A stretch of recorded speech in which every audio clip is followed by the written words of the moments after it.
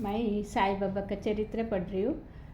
क्यों बोलेगा तो हम लोग बहुत साल से ये एक चालू किया। सब लोग कोई कोई कन्नड़ में, कोई कोई हिंदी में, इंग्लिश में सब पढ़ते हैं, मगर मैं कन्नड़ में पढ़ती हूँ। क्योंकि पूरा हम लोग अभी 50 अध्याय को पूरा पढ़ेगा। अभी 34 तक हम लोग का हो गया। आज 34, 35, 36 का मैं अध्ययन कर रही हूँ। और ये क्यों मैं ऐसा वीडियो में डालती हूँ बोलेगा तो तुम लोग को भी इसका फ़ायदा उठाओ, तुम लोग का भी अच्छा हो। ये सुनेगा तो बाबा बोलते हैं मेरा कौन अध्ययन करते हैं, कोई सुनते हैं, कोई पढ़ते हैं, वो लोग को सबका मैं जीवन पार करेगा, सबको अच्छा रास्ता दिखाएगा, अच्छा करेगा। तुम लोग सब सुनेगा तो सबको इसका फ़ायदा मिले, इसके लिए मैं ये पढ़ती हूँ। और ये पढ़ के इसमें तुम लोग को शेयर करती हूँ। आज 34 है, नहीं 35 और 36 का मेरा इसमें आयल है। क्योंकि हम लोग को ऐसा ये रहता है कि तेरा इतना रोल नंबर है, तेरा इतना अध्याय तू ये पढ़ो, गुरुवार को ये पढ़ो, ऐसा बोल के हम लोग को ये बोलते। वो लोग फिर नहीं पढ़ेगा तो भी वो लोग इनक्वायरी करते हैं तुम पढ़ा क्या बोल के। मगर मैं ये सब करती हूँ क्योंकि तुम लोग भी इसका फ़ायदा उठाओ। किसको पढ़ने के लिए टाइम नहीं है, और किसको पढ़ने का टाइम नहीं है, और किसको पढ़ने को आता नहीं है, और कौन सा भाषा में नहीं आता है, इसके लिए मैं करती हूँ। मगर तुम लोग सब लोग सुनो, सब लोग इसको मेरा साथ रहो। वक्रतुंड महाकाय सूर्यकोटि समप्रभ निर्विघ्नं कुरु मे देव सर्वकार्येषु सर्वदा। ಸಾಯಿ ಚರಿತ್ರ 35ನೇ ಅಧ್ಯಾಯ. ಬಾಬಾ ಅವರ ಪರೀಕ್ಷೆ. ಕಾಕ ಮಹಾಜನಿಯವರ ಮಿತ್ರ ಅನಿದ್ರೆ ಬಾಳ ಪಾಟೀಲರ नेवस्कर. ಈ ಅಧ್ಯಾಯದಲ್ಲಿ ऊदी महत्वವನ್ನು ಚರ್ಚಿಸಲಾಗಿದೆ. ಈ ಅಧ್ಯಾಯ में बाबा का ऊदी का महिमा बोल रहे लो. ಇಲ್ಲಿ ಬಾಬಾ ಅವರು ಇಬ್ಬರನ್ನು ಅವರು ಆಶೀರ್ವದಿಸಿ ಈ ವಿಷಯವಾಗಿ ತಿಳಿಸಿದ್ದಾರೆ. ಬಾಬಾ ಅವರ ಪರೀಕ್ಷೆ. ನಮ್ಮ ಆಧ್ಯಾತ್ಮಿಕ ವಿಚಾರ ಪ್ರಗತಿ ಹೊಂದಲು ಮತಭೇದಗಳು ಅಡ್ಡಿಯಾಗಿರುತ್ತವೆ. ಪರಮಾತ್ಮನು ಆಕಾರವುಳ್ಳವನು ಎಂದು ಹೇಳುವರು ಭ್ರಮೆ. ಸಂತನು ಸಾಮಾನ್ಯ ಮನುಷ್ಯರೆಂದು, ದೇವರು ನಿರಾಕಾರವೆಂದು ಕೆಲವರು ಕೇಳಿರುತ್ತಾರೆ. ಹಾಗಿದ್ದರೆ ನಾವು ಸಂತರ ಮುಂದೆ ತಲೆಬಾಗಿ ಅವರಿಗೆ ದಕ್ಷಿಣೆಯನ್ನು ಕೊಡಬೇಕು. ಇತರಿಂದಲೂ ಈ ಅಪೇಕ್ಷಣೆ ಬಂದಿದೆ. ಈ ರೀತಿಯಾದ ಅಪೇಕ್ಷಣೆಗಳನ್ನು ಸಾಯಿಬಾಬಾ ಅವರು ಈ ಬಗ್ಗೆ ಸಹ ನಾನು ಸ್ವತಃ ಕೇಳಿದ್ದೇನೆ ಮತ್ತು ಕೇಳುತ್ತಲೂ ಇದ್ದೇನೆ. ನಾವು ಶಿರಡಿಗೆ ಹೋದಾಗ ಅವರು ನಮ್ಮನ್ನು ದಕ್ಷಿಣಕ್ಕೆ ಕೇಳಿದರು. ಹಾಗೆ ಕೇಳುವುದು ಸಂತರಿಗೆ ತರವಲ್ಲ ಎಂದು ಹೇಳಿದವರು ಕೆಲವರಿದ್ದಾರೆ. ಬಾಬಾ ಅವರನ್ನು ತೆಗಳಲು ಶಿರಡಿಗೆ ಹೋಗಿ ನಂತರ ಅವರ ಪ್ರಾರ್ಥನೆ ಮಾಡಿ ಬಂದವರು ಅನೇಕರಿದ್ದಾರೆ. ಇಂತಹ 2 ಉದಾಹರಣೆಗಳು ಈಗ ನೋಡೋಣ. ಮಹಾಜನಿ ಅವರ ಮಿತ್ರ. ಕಾಕ ಮಹಾಜನಿಯವರ ಮಿತ್ರರೊಬ್ಬರು ನಿರಾಕಾರನಾದ ಪರಮಾತ್ಮನನ್ನು ಆಧಾರಕವಾಗಿ ವಿಗ್ರಹ ಪೂಜೆಯನ್ನು ವಿರೋಧಿಸುತ್ತಿದ್ದರು. ಅವರು ಬಾಬಾ ಅವರಿಗೆ ನಮಸ್ಕರಿಸುವುದು ಮತ್ತು ದಕ್ಷಿಣೆ ಕೊಡುವುದಿಲ್ಲ ಎಂದು 2 ಷರತ್ತು ಮಹಾಜನಿಯವರು ಸಂಗಡ ಶಿರಡಿಗೆ ಹೊರಡಲೊಪ್ಪಿದರು. ಮಹಾಜನಿ ಅವರು ಅದಕ್ಕೆ ಸಮ್ಮತಿ. ಇಬ್ಬರು ಶನಿವಾರ ರಾತ್ರಿ ಹೊರಟಲು ಮರುದಿನ ಬೆಳಿಗ್ಗೆ ಶಿರಡಿ ತಲುಪಿದರು. ಅವರಿಬ್ಬರು ಮಸೀದಿಯ ಮೆಟ್ಟಲುಗಳನ್ನು ಹತ್ತುತ್ತಿದ್ದಂತೆ ಬಾಬಾ ಅವರಿಗೆ ಕಾಯವೇ ಕಾಜಿ, ಆಹಾ ಬನ್ನಿ ರಾಯರೇ ಎಂದರು. ಅವರ ಧ್ವನಿಯು ಮಧುರವಾಗಿತ್ತು. ಅದು ಕಾಕ ಜನರ ಸ್ನೇಹಿತರ ತಂದೆಯವರ ಧ್ವನಿ ಇದ್ದಿತು. ಇದು ಅವರಿಗೆ ತಮ್ಮ ದಿವಂಗತ ತಂದೆಯ ನೆನಪು ಮೂಡಿಸಿತು. ಅವರಿಗೆ ಸಂತೋಷ ಉಕ್ಕಿತು. ಆ ಧ್ವನಿಯಲ್ಲಿ ಶಕ್ತಿ ಅಡಗಿತ್ತು. ಮಿತ್ರನು ಆಶ್ಚರ್ಯಚಕಿತನಾಗಿ ಇದು ನನ್ನ ತಂದೆಯ ವಾಣಿ, ಇದರಲ್ಲಿ ಅನುಮಾನವಿಲ್ಲ ಎಂದು ನಿರ್ಧರಿಸಿದರು. ತಮ್ಮ ಷರತ್ತು ಮರೆತು ಬಾಬಾ ಅವರು ಚರಣಗಳಿಂದ ನಮಿಸಿದರು. ದಕ್ಷಿಣೆ. ನಂತರ ಬಾಬಾ ಮಹಾಜನಿ ಅವರಿಂದ ಮುಂಜಾನೆ 10:30, 1:10 ಅವರು ಕೊಡುವಾಗ 2 ಸಾರಿ ದಕ್ಷಿಣೆ ಕೇಳಿದರು. ಅವರು ಮಿತ್ರರಿಂದ ಅವರು ದಕ್ಷಿಣೆ ಕೇಳಲೇ ಇಲ್ಲ. ಆಗ ಆ ಮಿತ್ರನು ಕಾಕ ಅವರಿಗೆ ಬಾಬಾ ನಿಮ್ಮಿಂದಲೇ 2 ಸಾರಿ ದಕ್ಷಿಣೆ ಕೇಳಿದರು. ಅದಕ್ಕೆ ಕಾಕ ಅವರು ನೀನೇ ಕೇಳಿ ಎಂದರು. ಆಗ ಬಾಬಾ ಅವರು ಇದೇನು ಕಿವಿ ಮಾತು ಎಂದರು. ಇದೇನು ಕಿವಿಮಾತು ಕೇಳಲು ಮಿತ್ರನು, ನಾನು ದಕ್ಷಿಣೆ ಕೊಡಬೇಕೇ ಎಂದು ಕೇಳಿದನು. ಆಗ ಬಾಬಾ ಅವರು, ಅದನ್ನು ನಿನಗೆ ಕೊಡಲು ಮನಸ್ಸಿದ್ದರೆ ಇರಲಿಲ್ಲದಿದ್ದರೆ ಅದುದರಿಂದ ನಿನಗೆ ಕೇಳಲಿಲ್ಲ. ಈಗ ನಿನಗೆ ಕೊಡಬೇಕೆಂದೆನಿಸಿದರೆ ಕೊಡಬಹುದು ಎಂದರು. ಆಗ ಅವನು, ಕಾಕ ಅವರಷ್ಟೇ ಅಂದರೆ 17 ರೂಪಾಯಿ ದಕ್ಷಿಣೆ ಕೊಟ್ಟರು. ಆಗ ಬಾಬಾ ಅವರು, ಅದು ನನ್ನ ಮತ್ತು ನಿನ್ನ ಮಧ್ಯೆ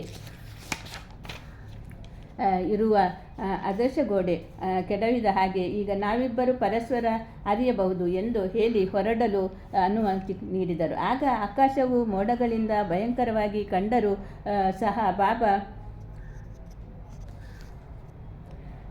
ಅವರಿಗೆ ಸುಖ ಪ್ರಯಾಣ ಕೋರಿದರು. ಅವರು ಮುಂಬೈಗೆ ತಮ್ಮ ಮನೆಯ ಬಾಗಿಲು ಕಿಟಕಿಗಳನ್ನು ತೆಗೆದು ನೋಡಲಾಗಿ ಆ 2 ಗುಬ್ಬಿಗಳು ಮೃತ ಹೊಂದಿದವು. ಬಿದ್ದಿರುವುದನ್ನು ಕಂಡು 3ನೆಯ ಗುಬ್ಬಿ ಆಗ ತಾನೇ ಹಾರಿಹೋಯಿತು. ನಾವು ಕಿಟಕಿಗಳನ್ನು ಮುಚ್ಚಿ ಹೋಗದಿದ್ದರೆ ಎಲ್ಲ ಗುಬ್ಬಿಗಳು ಉಳಿಯುತ್ತಿದ್ದವು. ಇವುಗಳ ಹಣೆಬರ ಆದರೆ 3ನೆಯದನ್ನು ರಕ್ಷಿಸೋಣ, ಬಾಬಾ ನಮ್ಮನ್ನು ಕಲಿಸಿರಬಹುದು ಎಂದು ಅವರು ಭಾವಿಸಿದರು. ಮಹಾಜನಿ ಅವರ ಯಜಮಾನ. ಮುಂಬಯಿಯ ಸಕಲ ವಕೀಲ ಟಕ್ಕರ ಧರ್ಮಸಿ ಜೇಠಾಬಾಯಿ ಅವರಲ್ಲಿ ಕಾಕ ಮ್ಯಾನೇಜರ್ ಅವರಿಗೆ ಯಜಮಾನ ಮತ್ತು ನೌಕರ ಇಬ್ಬರು ಪರಸ್ಪರ ಸಖ್ಯಂದಿರಿದ್ದರು. ಕಾಕರವರನ್ನು ಆಗಾಗ್ಗೆ ಶಿರಡಿಗೆ ಹೋಗಿ ಅಲ್ಲಿ ಸ್ವಲ್ಪ ದಿನ ತಂಗಿ ಬಾಬಾ ಅವರ ಅಪ್ಪಣೆ ಕೊಟ್ಟಾಗ ಹಿಂದಿರುಗುತ್ತಿದ್ದರು. ಅಲ್ಲಿ ಟಕ್ಕರ ಧರ್ಮಸಿ ಅವರಿಗೆ ತಿಳಿದಿತ್ತು. ಕುತೂಹಲದಿಂದ ಬಾಬಾ ಅವರನ್ನು ಪರೀಕ್ಷಿಸಲು ಸುಗ ಟಕ್ಕರರು ಹೋಳಿ ರಜದಿನಗಳಲ್ಲಿ ಕಾಕ ಅವರೊಡನೆ ಶಿರಡಿಗೆ ಹೊರಡಬೇಕೆಂದಿದ್ದರು. ಆಗ ತಮ್ಮೊಡನೆ ಹಿಂದಿರುಗಿ ಬರುವುದು ಖಚಿತವಾಗಿರಲಿಲ್ಲವಾದುದರಿಂದ ಇನ್ನೊಬ್ಬರನ್ನು ಸಂಗಡ ಕರೆದುಕೊಂಡು 3 ಶಿರಡಿಗೆ ಹೊರಟರು. ಕಾಕರ ಜೊತೆಗೆ 1 ಸೇರು ದ್ರಾಕ್ಷಿ ತಂದಿದ್ದರು. ಶಿರಡಿಗೆ ಬಂದು ಎಲ್ಲರೂ ಬಾಬಾ ಅವರ ದರ್ಶನಕ್ಕೋಸ್ಕರ ಮಸೀದಿಗೆ ಹೋದರು. ಆಗ ಅಲ್ಲಿ ಬಾಬಾ ಸಾಹೇಬರ ತರ್ಕಡ ಇಬ್ಬರು ಇದ್ದರು. ಟಕ್ಕರ ಮತ್ತು ತರ್ಕಡರವರಿಗೆ ಇಲ್ಲಿಗೆ ಏಕೆ ಬಂದಿರಿ ಎಂದು ಕೇಳಲು ದರ್ಶನಕ್ಕೆ ಎಂದರು. ತರ್ಕಡ ದರ್ಶನಕ್ಕೆ ಎಂದರು. ಇಲ್ಲಿ ಆಗ ಉತ್ತರವಿತ್ತರು. ಟಕ್ಕರ ಅವರು ಪುನಃ ಇಲ್ಲೇನಾದರೂ ಪವಾಡ ಜರುಗಿದೆ ಎಂದು ಕೇಳಿದರು. ಅದಕ್ಕೆ ಶ್ರೀ ತರ್ಕಡ ಅವರು, ಪವಾಡವನ್ನು ನೋಡುವುದು ತಮ್ಮ ಉದ್ದೇಶವಲ್ಲವೆಂದು ಹೇಳಿ ಇಲ್ಲಿ ಭಕ್ತರ ಬಯಕೆ ಈಡೇರುತ್ತದೆ. ಅವರು ಆಗ ಕಾಕ ಬಾಬಾ ಅವರಿಗೆ ನಮಸ್ಕರಿಸಿ ತಾವು ತಂದ ದ್ರಾಕ್ಷಿ ಅರ್ಪಿಸಿದರು. ಬಾಬಾ ಅವರು ಅವುಗಳನ್ನು ಎಲ್ಲರಿಗೂ ಹಂಚಲು ಹೇಳಿದರು.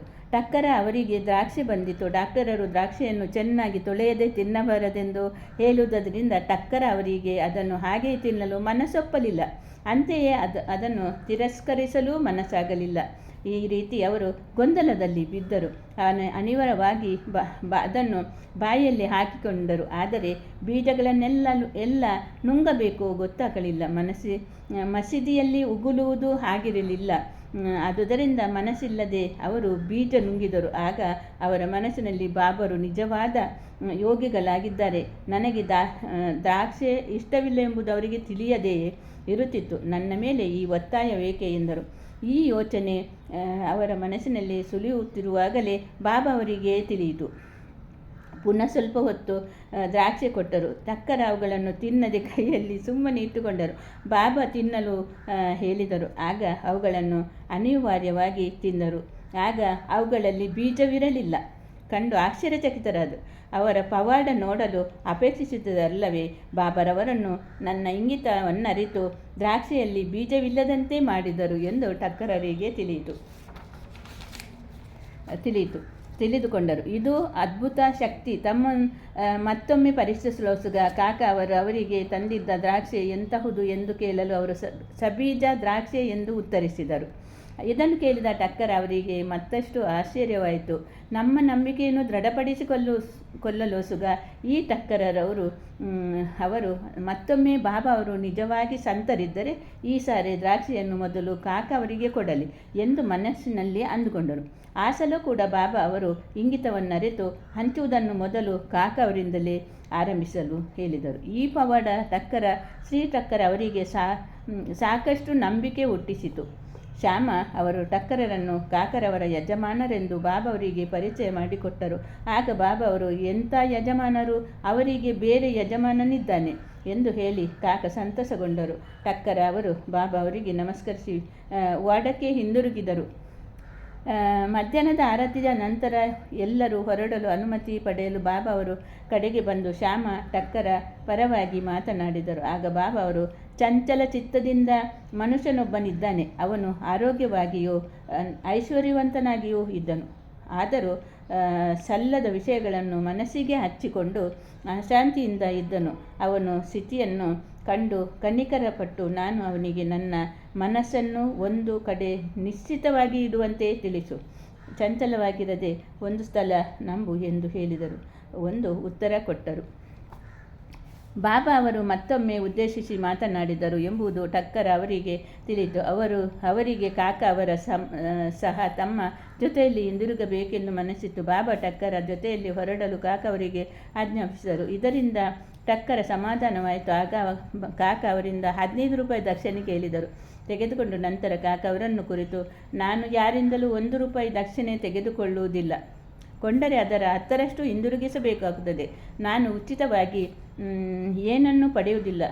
ವಿವೇಚನೆ ಇಲ್ಲದೆ ಯಾರನ್ನೂ ಕೇಳುವುದಿಲ್ಲ. ನನ್ನ ಗುರು ಆಜ್ಞೆ ಮಾಡಿದ್ದರಿಂದ ಮಾತ್ರ ದಕ್ಷಿಣೆ ಪಡೆಯುತ್ತೇನೆ. ನನ್ನ ಗುರುವಿಗೆ ಅವನು ಋಣಿಯಾಗಿದ್ದರೆ ಮಾತ್ರ ಅವನಿಂದ ದಕ್ಷಿಣೆ ಪಡೆಯುತ್ತೇನೆ.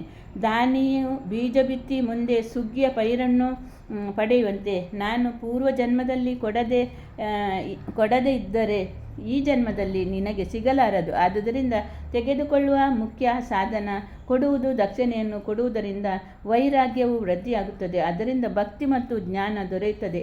1 ಕೊಟ್ಟು 10ರಷ್ಟು ಪಡೆಯಿರಿ ಎಂದು ಹೇಳಿದರು. ಇದನ್ನು ಕೇಳಿ ಟಕ್ಕರ ತಮ್ಮ ನಿರ್ಧಾರವನ್ನು ಬದಲಿಸಿ 15 ರೂಪಾಯಿ ದಕ್ಷಿಣೆ ಕೊಟ್ಟರು. ತಮ್ಮ ಅನುಮಾನಗಳನ್ನು ಪರಿಹಾರವಾಗಿದ್ದುದನ್ನು ಕಂಡು ಶಿರಡಿಗೆ ಬಂದಿದ್ದು ಒಲಿತಾಯಿತು ಎಂದು ಸಮಾಧಾನ ಪಟ್ಟರು. ಈ ಕಾರ್ಯ ಅವರೇ ಮಾಡುತ್ತಿದ್ದರೂ ಸಹ ಬಾಬಾ ವೈರಾಗ್ಯದಿಂದ ಇರುತ್ತಿದ್ದರು. ನಮಸ್ಕಾರ ಮಾಡಲಿ ಬಿಡಲಿ, ದಕ್ಷಿಣೆ ಕೊಡಲಿ ಬಿಡಲಿ, ಎಲ್ಲರೂ ಒಂದೇ ದೃಷ್ಟಿಯಿಂದ ಯಾರನ್ನು ಅವರು ಅವಮಾನ ಮಾಡುತ್ತಿರಲಿಲ್ಲ ಅಥವಾ ತಮ್ಮನ್ನು ಪೂಜಿಸದಿರುವರೆಂದು ಸಂತೋಷ ಪಡುವರಿಲ್ಲ. ಶಾಂತಾಕಾರಂ ಭುಜಗಶಯನಂ ಪದ್ಮನಾಭಂ ಸುರೇಶಂ ವಿಶ್ವಾಧಾರಂ ಗಗನಸದೃಶಂ ಮೇಘವರ್ಣಂ ಶುಭಾಂಗಂ ಲಕ್ಷ್ಮೀಕಾಂತ ಕಮಲನಯನ ಯೋಗವ್ಯುತ್ಥಾನಗಮ್ಯಂ ವಂದೇ ವಿಷ್ಣು ಭವಭಯಹರಂ ಸರ್ವಲೋಕೈಕನಾಥಂ. ಕೃಷ್ಣಾರ್ಪಣಮಸ್ತು. ಹರೇ ಕೃಷ್ಣ ಹರೇ ಕೃಷ್ಣ ಕೃಷ್ಣ ಕೃಷ್ಣ ಹರೇ ಹರೇ ರಾಮ ರಾಮ